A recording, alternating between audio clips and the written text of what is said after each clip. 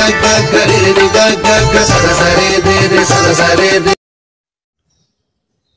जगन्नाथ। मु दिवाकर आपण को सकाळ शुभेच्छा शुभकामना। आम स्वास्थ्य आम दायित्व। आज सकाळ योग अभ्यास है मेरुदंड योग आसन अभ्यास। आसतु यही आसन टी किभली भाव अभ्यास करा जाए ताकू शिखिबा बा अभ्यास करबा एवं यही आसन टी अभ्यास करने द्वारा आमको कौन उपकार मिले ताहा मध्य जानिबा। तेबे आसतु यही आसन टी किपरि करा जाए अभ्यास करबा।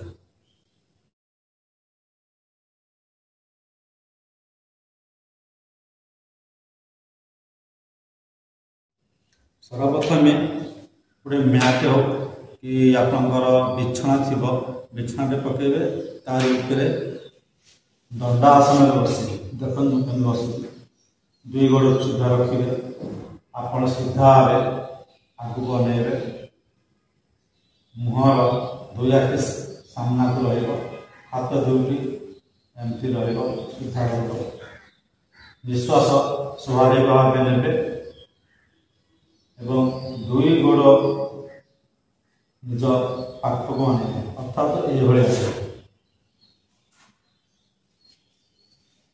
बसवे एवं दुई हाथर दुई पाद को आंगुठी धरवे। निश्वास को नियंत्रण रखी धीरे धीरे गोड़ दुईटी को ऊपर को उठाए निजर नियंत्रण रखिए और निश्वास नियंत्रण रखिए।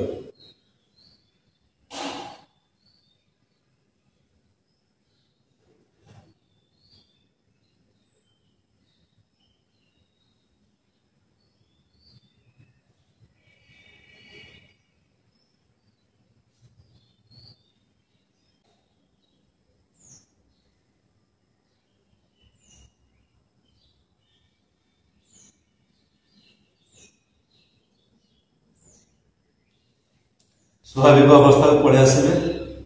यह आसन टी 5 ରୁ 10 सेकेंड आपणकर सामर्थ्य अनुजाई अभ्यास रखिए बालांस रखिए। अभ्यास करवा